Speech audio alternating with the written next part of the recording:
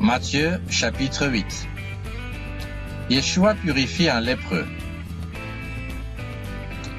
Lorsque Yeshua fut descendu de la montagne, une grande foule le suivit.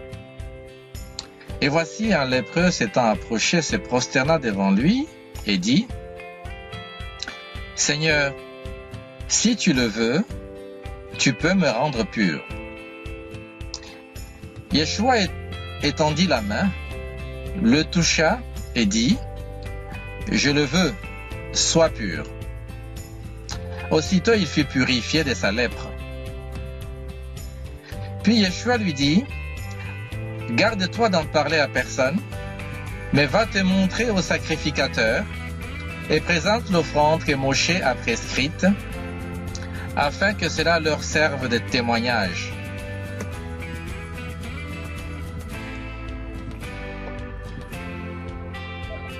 La foi du centurion. Comme Yeshua entrait dans Capernaum, un centenier l'aborda, le priant et disant : « Seigneur, mon serviteur est couché à la maison, atteint de paralysie et souffrant beaucoup. » Yeshua lui dit : « J'irai et je le guérirai. » Le centenier répondit : « Seigneur, je ne suis pas digne que tu entres sous mon toit, mais dis seulement un mot, et mon serviteur sera guéri. Car moi qui suis soumis à des supérieurs, j'ai des soldats sous mes ordres, et je dis à l'un va et il va, à l'autre viens et il vient. À mon serviteur fais cela et il le fait. »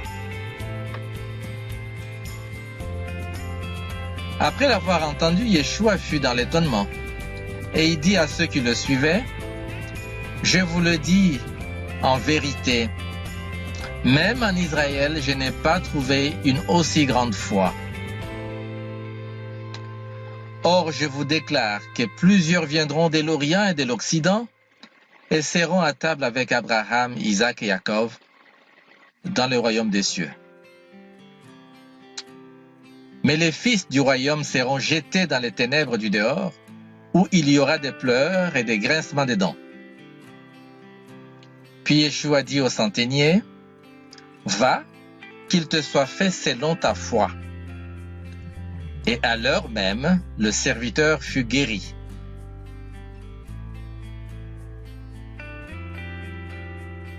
Yeshua guérit beaucoup de personnes. Yeshua s'est rendu ensuite à la maison de Pierre, dont il vit la belle-mère couchée et ayant la fièvre. Il toucha sa main, et la fièvre la quitta, puis elle se leva et le servit. Le soir, on amena auprès de Yeshua plusieurs démoniaques. Il chassa les esprits par sa parole, et il guérit tous les malades, afin que s'accomplisse ce qui avait été annoncé par Ésaïe, le prophète. Il a pris nos infirmités, il s'est chargé de nos maladies.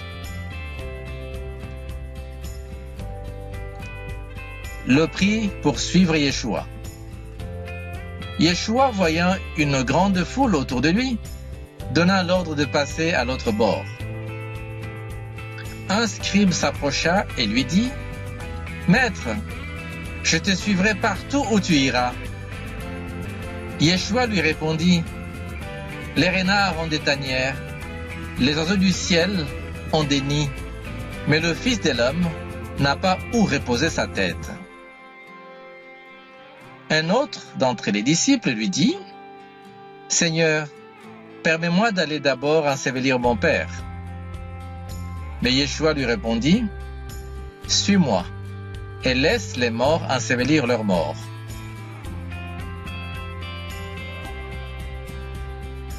Yeshua calme la tempête. Il monta dans la barque et ses disciples le suivirent.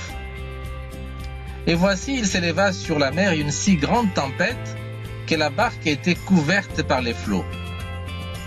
Et lui, il dormait.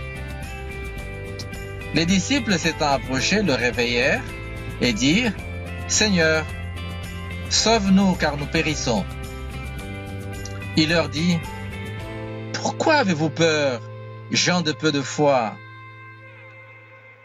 Alors il s'éleva, menaça les vents et la mer, et il y eut un grand calme. Ces hommes furent saisis d'étonnement.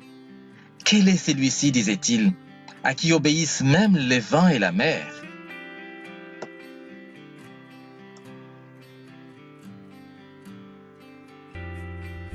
Yeshua guérit 2 démoniaques. Lorsqu'il fut à l'autre bord, dans le pays des Gadanéréniens, 2 démoniaques sortant des sépulcres vinrent au-devant de lui. Ils étaient si furieux que personne n'osait passer par là.